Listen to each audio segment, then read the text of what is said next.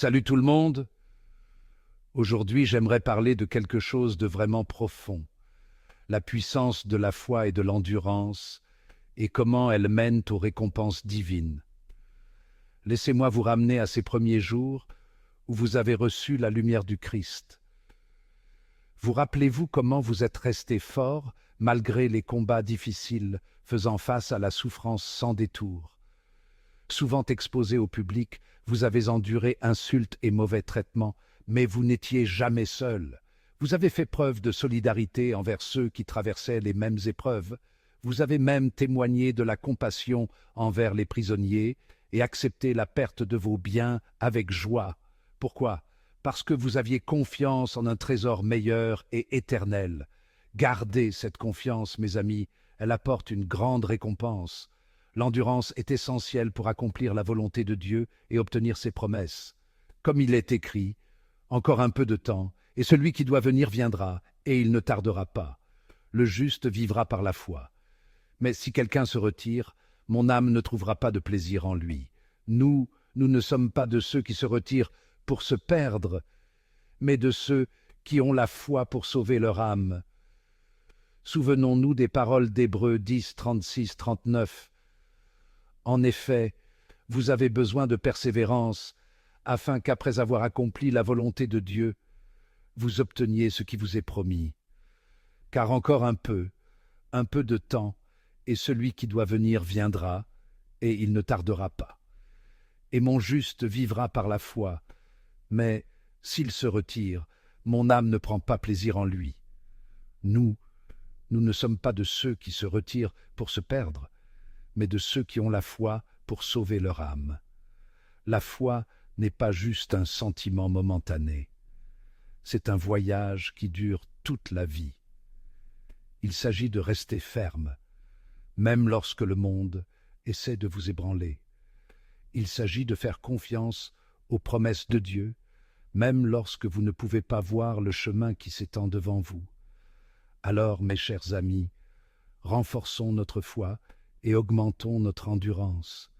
Rappelez-vous, chaque épreuve et chaque tribulation est un pas vers une récompense divine. Gardez les yeux fixés sur le prix et ne perdez jamais courage. Les promesses de Dieu sont sûres et son timing est parfait. Endurez, croyez, et vous verrez l'accomplissement de ces glorieuses promesses. Continuons à nous soutenir mutuellement et à maintenir la flamme de la foi dans nos cœurs. Merci de m'avoir rejoint aujourd'hui. Soyez bénis et gardez la foi vivante. À la prochaine.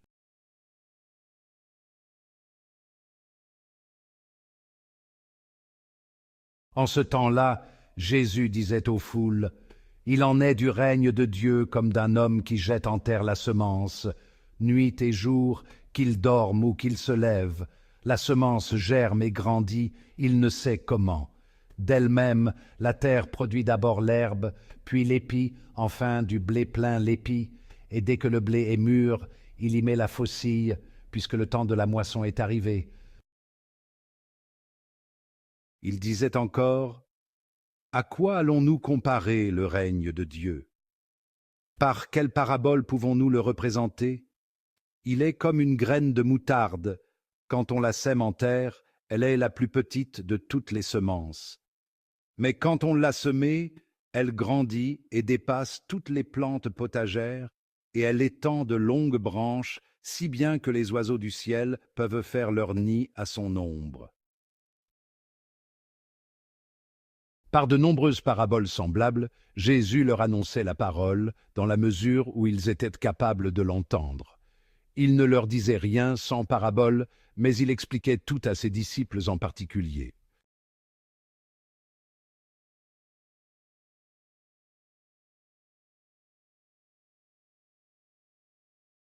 Nous aspirons tous à voir le monde changer. Beaucoup d'entre nous se sentent appelés à diriger, à faire la différence. Mais que signifie vraiment être un leader? Le monde nous dit souvent que le leadership est une question de pouvoir, de position et d'être servi.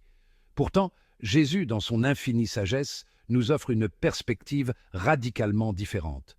Jésus, Le leader ultime nous enseigne que le véritable leadership ne consiste pas à rechercher l'autorité, mais à servir les autres. Il s'agit de faire passer les autres en premier, même si cela implique de sacrifier notre propre confort ou nos propres désirs. Il s'agit de vivre une vie d'humilité, en reconnaissant que la vraie grandeur vient du fait de servir quelque chose de plus grand que soi. Ce message peut sembler contre-intuitif dans un monde obsédé par le statut et la reconnaissance. Mais en nous plongeant dans la vie et les enseignements de Jésus, nous découvrons un modèle de leadership à la fois profond et transformateur. Un modèle qui a le pouvoir non seulement de changer nos vies, mais aussi d'inspirer et d'avoir un impact sur le monde qui nous entoure. Entreprons ensemble ce voyage pour découvrir cette vérité puissante et explorer comment nous pouvons l'intégrer dans nos propres vies. Jésus, bien qu'il fût Dieu incarné, a vécu une vie d'une humilité remarquable. Il n'est pas venu pour être servi, mais pour servir. Sa vie a été un épanchement constant d'amour, de compassion et de service envers ceux qui l'entouraient. Vous souvenez-vous du moment où Jésus a lavé les pieds de ses disciples? Cet acte, si profond dans sa simplicité, en dit long sur le cœur du véritable leadership. Il s'agit de reconnaître la valeur de chacun, quel que soit son statut, ou penser aux innombrables actes de guérison de Jésus. Il a guéri les malades, consolé les cœurs brisés et offert de l'espoir aux perdus. Dans chaque interaction, il a démontré que le véritable leadership découle d'un cœur d'amour et de service. L'exemple de Jésus nous met au défi de redéfinir notre compréhension du leadership. Il ne s'agit pas d'exercer le pouvoir, mais de donner du pouvoir aux autres. Il ne s'agit pas de rechercher la reconnaissance, mais de reconnaître les besoins des autres et d'être prêt à les combler avec amour et compassion. Jésus ne se contentait pas de parler de servir les autres, il le vivait chaque jour. Il utilisait ses paroles pour élever, encourager et offrir de l'espoir. Ses paroles n'étaient jamais dures ou condamnantes, mais toujours empreintes de grâce et de vérité. Mais plus puissantes encore que ses paroles étaient ses actions. Il n'hésitait pas à servir ceux que la société jugeait indignes. Il a dîné avec les collecteurs d'impôts, guéri les lépreux et accordé le pardon à ceux qui l'avaient offensé. Jésus nous enseigne que la véritable humilité ne consiste pas à penser moins de soi, mais à penser moins à soi-même. Il s'agit de faire passer les besoins des autres avant les nôtres et de chercher à faire une différence dans la vie de ceux qui nous entourent. Lorsque nous embrassons l'humilité, nos actions parlent plus fort que les mots. Les gens ne se souviennent pas toujours de ce que nous disons, mais ils se souviendront toujours de ce que nous leur avons fait ressentir. En servant les autres avec un cœur humble, nous laissons une marque inoubliable dans leur vie et les inspirons à faire de même. Section 4. Diriger comme Jésus aujourd'hui, des étapes concrètes.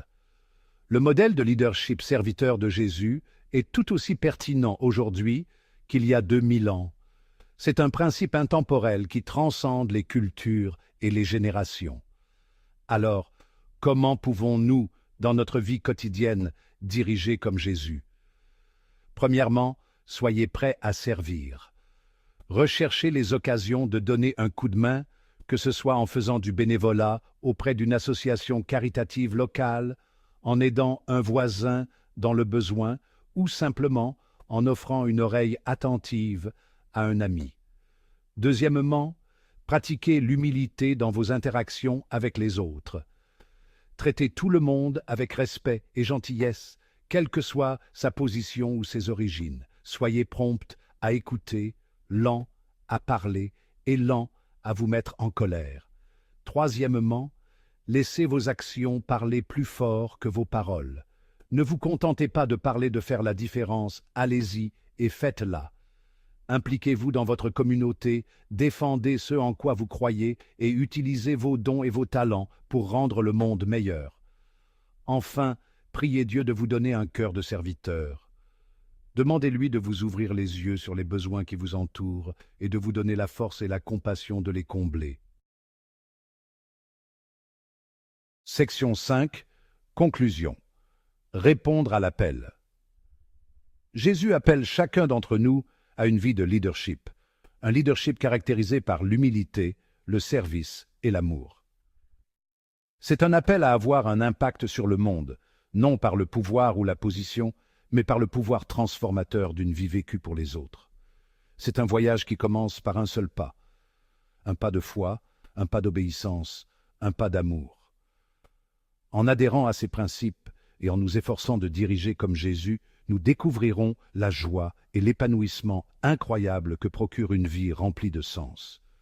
Alors répondons à l'appel. Soyons le changement que nous voulons voir dans le monde. Dirigeons avec humilité, servons avec amour et faisons une différence qui durera pour l'éternité. N'oubliez pas que le plus grand parmi nous sera celui qui sert.